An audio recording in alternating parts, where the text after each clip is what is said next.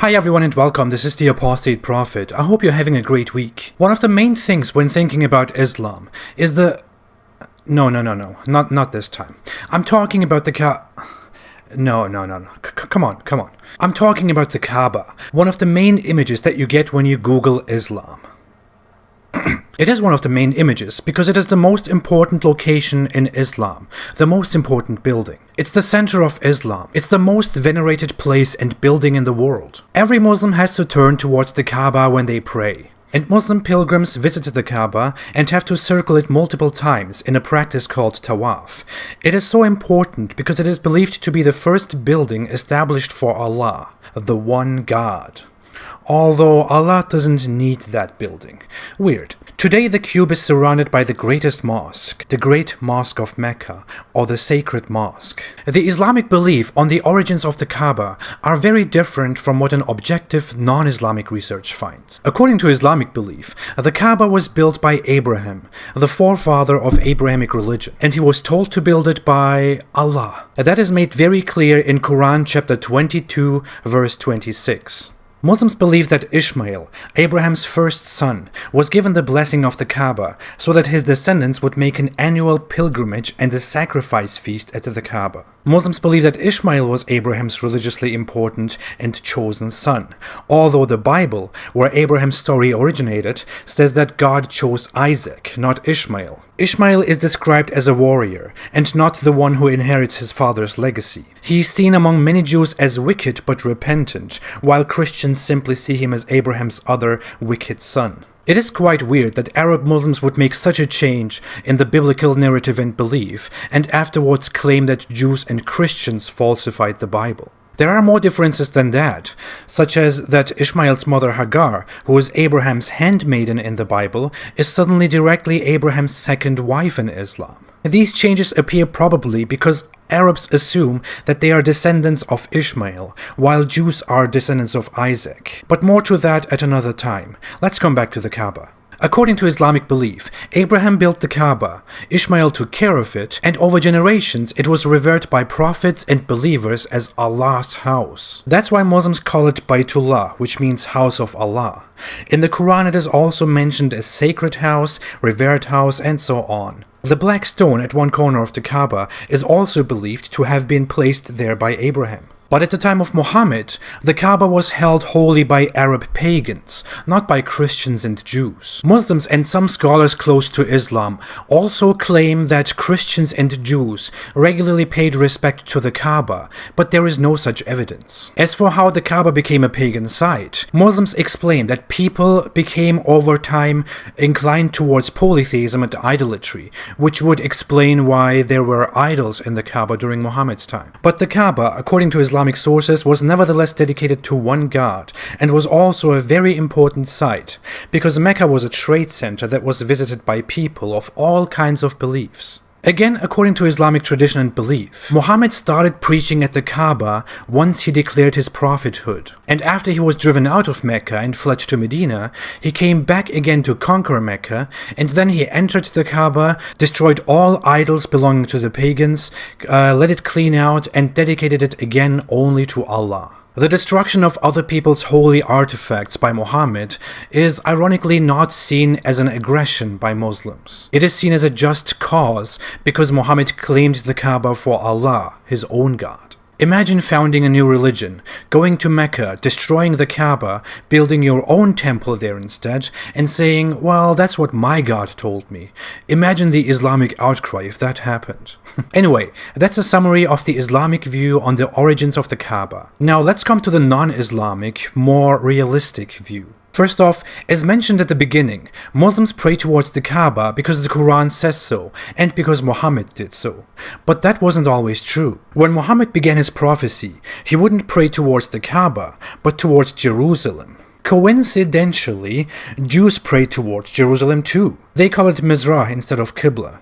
Mizrah stands for east and stands for the direction of Jerusalem from the Jewish diaspora's perspective. Jews also used to pray towards Jerusalem when Muhammad was alive, and there were lots of them in and around Mecca. From an objective point of view, it looks very much like Muhammad started the prayer direction thing because Jews did the same thing, and he claimed that his religion came from the same origins. Now, very funnily, the direction of the prayer suddenly changed at some time and turned from Jerusalem towards Kaaba. According to early Islamic historian Tabari, who wrote a biography of Muhammad, Jews would mock Muhammad for using the same direction to pray, because Muhammad was hostile to them when they rejected his message, which sounded ridiculous to most of them. The theory that the direction changed because Jews mocked him becomes even clearer if you read the Quran. In chapter 2 of the Quran literally responds to people mocking Muhammad for his practice, then announces the change, and justifies it because it says that the first direction towards Jerusalem was only a test for the believers. Muslims prayed towards Jerusalem for years before it changed. What test was that? What was the purpose? I'm really curious. How does that test your belief? Only the history of the Muslim Qibla, the direction of the prayer, makes Islam look extremely ridiculous in its own sources. But let's come to the history of the Kaaba. As a side note, it is important to point out that pre-Islamic Arabia was extremely underdeveloped and primitive. Literature had no big importance, and written texts basically didn't exist. That's why it's really hard to find out anything about pre-Islamic history, and many people are forced to read the biased Islamic view.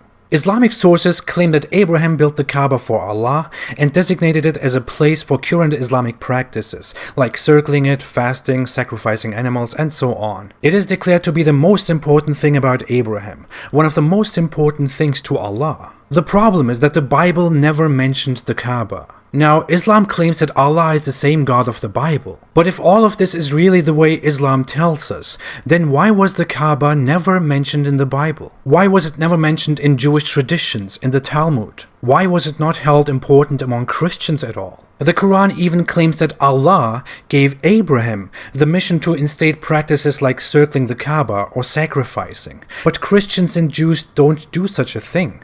If that place was so important to Allah, who Muslims claim is the same God of the Bible, it would have been frequently visited by Christians and Jews everywhere. But there is no mention of the Kaaba at all in the history of Christianity and Judaism before Islam. Only Islamic sources claim that Christians and Jews also respected the Kaaba religiously, but there is no evidence to that. That's why many historians don't buy that story. Sure, Muslims claim that Jews and Christians falsified their scriptures, the Bible, but both Jews and Christians, especially their religious authority, want to be believers and uphold their religion. What is the purpose of removing references to the Kaaba from the Bible, from other texts, from their oral traditions, or even from their memories? Why would they do that? If the Kaaba is only not mentioned among Christians and Jews because the Bible was falsified, how the hell did Christians and Jews even manage that when there are so many heretical sects among both religions? It was difficult to unify Christianity and Judaism about very basic things like dress codes and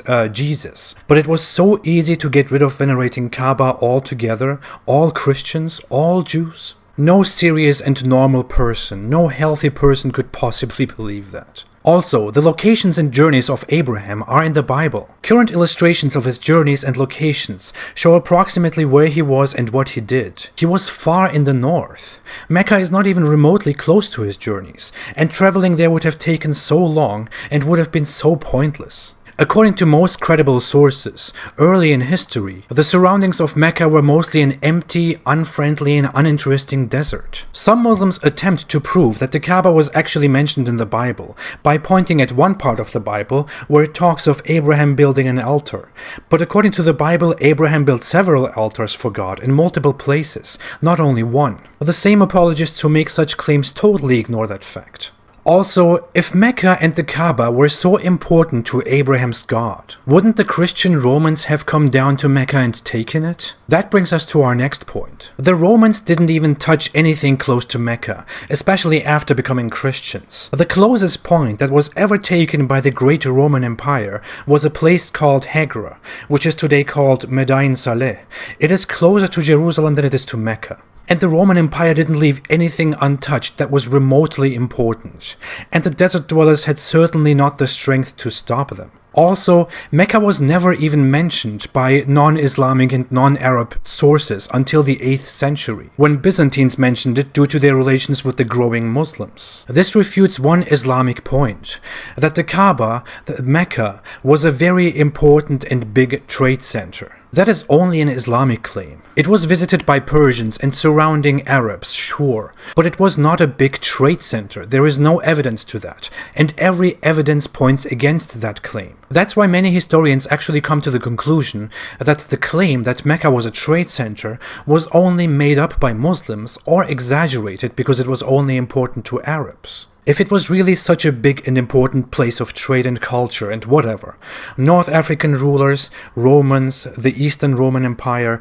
Persian empires and others wouldn't have ignored it, for sure. They would all have attempted to take it, but evidently no one, no matter from what belief, cared about Mecca until Muhammad was successful with his prophethood. All evidence that we have points toward the theory that the Kaaba was only built a few centuries before Muhammad, by Arab pagans, not by Abraham, not by Christians, not by Jews. By the weak Arab pagans that weren't remotely as big and strong as early Christians, Jews, and other religious groups. As mentioned, according to Islamic sources, the Kaaba was full of pagan idols, hundreds of them, and had other idols surrounding them. Because, the Christians and Jews were totally not bothered that some pagans are messing with their holy site. They just thought, oh man, I'm just here to buy some things for my children. The main idol of the Kaaba was Hubal, who was the supreme god of the tribe that held the Kaaba, the Quraysh tribe, to which Muhammad belonged too. But aside from that, the Kaaba had hundreds of other idols that were instead revered by other pagan tribes around Mecca. The Quraysh were a tribe of merchants, which is why other Arab tribes used to visit them very often and made statements at the Kaaba by placing their own idols there and worshipping together. So it was clearly an important pagan site that only pagans used religiously. When Muhammad declared his prophethood and his new god, Allah, the closest holy site to him was the Kaaba. In the end, it seems very much like Muhammad was interested in monotheism and in Abrahamic traditions. He didn't initially bother very much about the Kaaba in a religious sense, but he had more and more disagreements and hostilities with Christians and Jews who rejected his message clearly. And since his own tribe, the Quraysh, and other pagans rejected his message very clearly and strictly, it looks like his interest in the Kaaba was something that had more to do with his pagan origins and with his feud with the pagans. It looks like he gradually wanted to get rid of Christian and Jewish influence in his religion,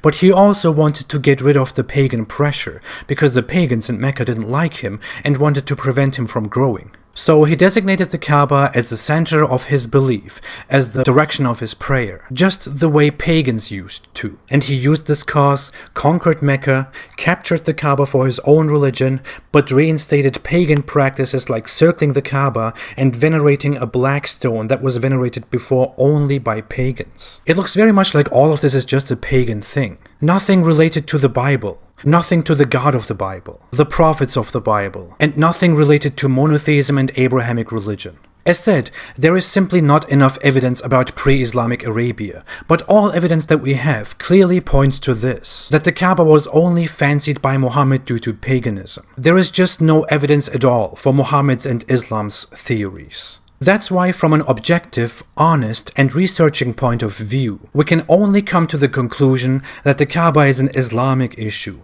a pagan issue. That's why we can barely say that Islam is an Abrahamic religion, but we can firmly say that Islam was a very Arab and a very pagan religion. That's probably why Abrahamic holy sites are here, while the Islamic holy site is here, where Arabs and pagans lived. Or Muhammad just lost his compass. Thanks for watching. If you like this video, please don't forget to like, to subscribe, and to share. My videos are not monetized, so you can watch everything without any ads. If you want to support me and my work, you can support me on Patreon. The link is below in the description. Thank you all so much for your contributions, and thank you so much for every kind of support. Have a great weekend. Thanks again, and stay away from Islam.